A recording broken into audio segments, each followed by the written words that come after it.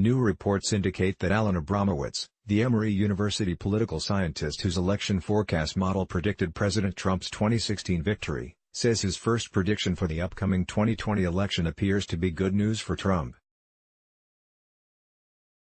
Based on Trump's strong performance during his first term, the incumbent president's chances against a yet-to-be-named Democrat challenger are, according to Abramowitz, looking good.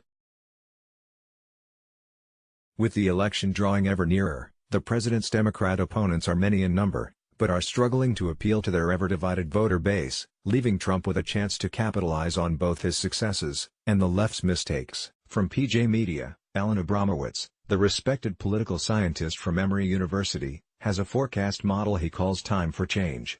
In 2016, he predicted a Trump victory in the popular vote, one of the few professional political analysts to do so.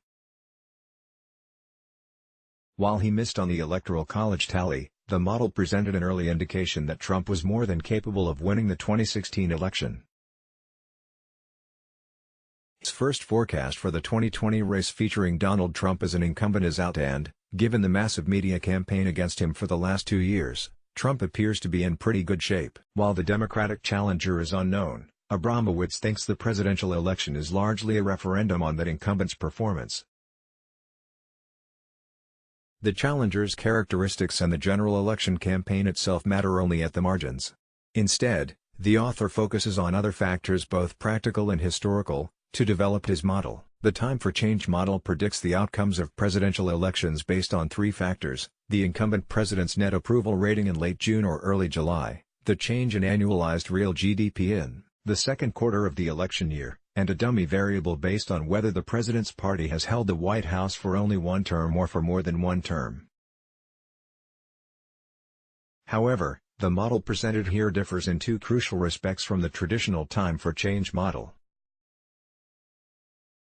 First, the model attempts to predict the electoral vote, not the popular vote. The reasons for this change should be obvious. The winner of the election is determined by the electoral vote, and in 2 of the past 5 elections, 2000 and 2016, the winner of the popular vote lost the electoral vote. The second difference between this model and the earlier Time for Change model is that this one is based only on the 11 presidential elections since World War II in which an incumbent was running. That is because an examination of the data on all 18 presidential elections since World War II indicates that elections with a running incumbent are different. Their outcomes are much more predictable based on the incumbent's approval rating in the middle of the election year and the growth rate of the economy during the second quarter of the year. Thus, the correlations between real GDP growth and incumbent electoral vote is 0.48 for the 7 open seat elections versus 0.73 for the 11 incumbent elections. Likewise, the correlation between late June presidential approval and incumbent electoral vote is 0.56 for the 7 open seat elections versus 0.82 for the 11 incumbent elections.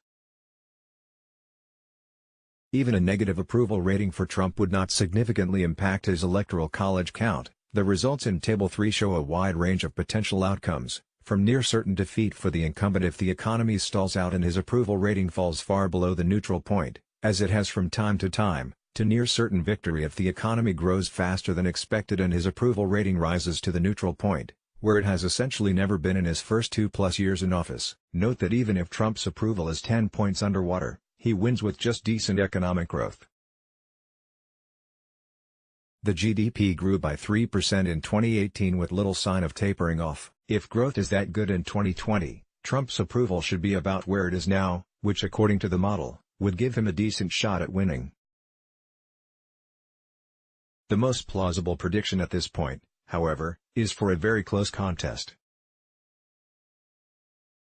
Given a net approval rating of -10, approximately where Trump's approval rating has been stuck for most of the past year, and real GDP growth of between 1% to 2%, in line with most recent economic forecasts, the model predicts that he would receive between 263 and 283 electoral votes. Of course, it takes 270 electoral votes to win. Despite the relentless and hysterical campaign against the president, he finds himself with a very realistic chance to win on Election Day 2020.